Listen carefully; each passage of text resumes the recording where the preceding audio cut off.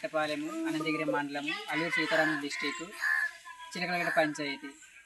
గౌరవనీయులైన deputy CM గారు అయిన పవన్ కళ్యాణ్ సార్ గారికి చెప్పిన ఉద్దేశం ఏమనగా, రైతుల బాట కింద శంకుస్థాపన చేసినటువంటి ఈ రోడ్డు అంటే దాసరి తోట నుంచి మెట్టపాలెం వరకు శంకుస్థాపన చేసినటువంటి రోడ్డు ఇప్పటికి గత 11 నెలలు అవుతున్నా కానీ దీనికి ఎటువంటి అధికారులు కానీ స్పందించిన కారణంగా ఎక్కడే గొంతలు అక్కడే ఉన్నాయి. అలాగే దీనికోసం స్థాపించినటువంటి చిన్న చిన్న మెటీరియల్స్ ఉన్న ఎక్కడికి అక్కడ వంపేసి వెళ్ళిపోయారు తప్ప దానికి వచ్చి సర్దుతాము ఇంకా దాన్ని అలానే తర్వాత ఒక 5 నెలల తర్వాత వచ్చి మళ్ళీ మొదలెడతామని చెప్పారు. జనవరి నుంచి ఫిబ్రవరి లోపు మీకు రోడ్డు చూపించే బాధ్యత మాది అని చెప్పారు. తర్వాత మాకు ఈ బ్రిడ్జి కారణంగా మరి అయ్యడానికి అవ్వట్లేదు. బ్రిడ్జి స్థాపించిన తర్వాత బ్రిడ్జి పూర్తి చేసిన తర్వాత మళ్ళీ రోడ్డు పనులు మొదలెడతామని చెప్పారు. రోడ్డు పనులు మొదలెడతామని తర్వాత బ్రిడ్జి మొదలెట్టిన తర్వాత బ్రిడ్జి పనులు అయిపోయిన తర్వాత రోడ్డుని మొదలెడతామని చెప్పారు.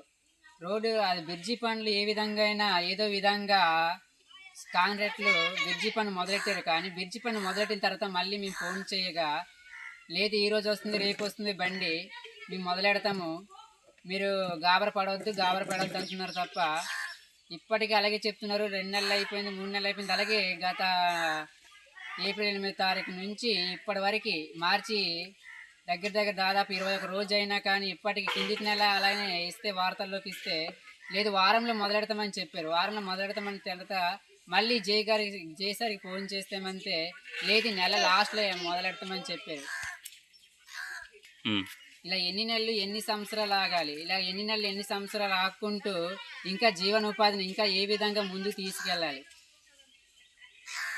ఇది మరీనే వర్షాకాల పడే సీజన్ కాబట్టి ఏ టైంలో వర్షం పడుతుందో కూడా తెలియటువంటి పరిస్థితి. ఇప్పుడు రైతు బజార్కి వెళ్దామన్నా కానీ అలాగే హాస్పిటల్కి వెళ్దామన్నా కానీ ఎంతో మంది ఇబ్బంది పాలుగా మిగులుతున్నారు. దగ్గర ఇది సంవత్సరం దగ్గరలోకి వస్తున్నా కానీ ఇదే పరిస్థితి ప్రతి సంవత్సరం ఇదే పరిస్థితిని ఎదుర్కోవాల్సి వస్తుంది. ఇలా ఒక్క గ్రామం అయితే ఎదుర్కోవచ్చు కానీ ఇటు పక్క మా విలేజ్ సైడ్ ఇంకా చాలా గ్రామాలనే ఉన్నాయి. ఇదే రోడ్ నుంచి వెళ్ళాలి. ఇప్పుడు గర్భిణీ స్త్రీలు అయితే చాలా ఇబ్బందిగా మిగులుతుంది. ఎందుకంటే 108 ఫోన్ చేసినా కానీ మీకు రోడ్డు సౌకర్యం బాగాలేదు, మేము రాలేము అనేసి చెప్పడం జరుగుతుంది. అలానే ఏ దానికి ఫోన్ చేసినా కానీ మీ రోడ్డు బాగట్లేదు, ఏ అధికారులు ఫోన్ చేసినా కానీ మీ రోడ్డు బాగోవట్లేదు అని చెప్పడమే తప్ప ఆ రోడ్డు సమస్యని ఏ విధంగా పరిష్కరించాలనేది ఎవరు చెప్పడం లేదు, దానికి న్యాయం కూడా చేయటం లేదు. ఇంకా వర్షాకాలం వచ్చినట్టయితే ఇంకా స్కూల్ పిల్లలు చూసుకుంటే ప్రతిరోజు ఇబ్బందిగానే మిగులుతుంది. ఇప్పుడు సార్లు రావాలన్నా సార్లు వెళ్ళాలన్నా కానీ స్కూల్కి పిల్లలకి సరైన చదువు కూడా అందించలేకపోతున్నారు రోడ్డు కారణంగా.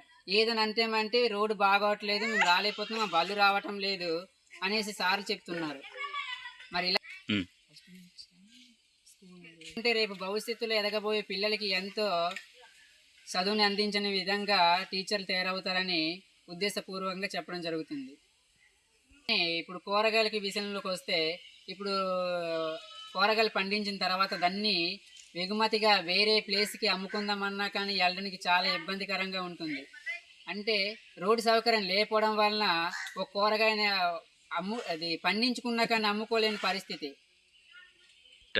అలానే ఇప్పుడు గవర్నమెంట్ ఇచ్చినటువంటి రైస్ ఇది తెచ్చుకుందామన్నా కానీ ఊరు నుంచి ఊరు దాటి మరొక ఊరు వెళ్ళాల్సి వస్తుంది.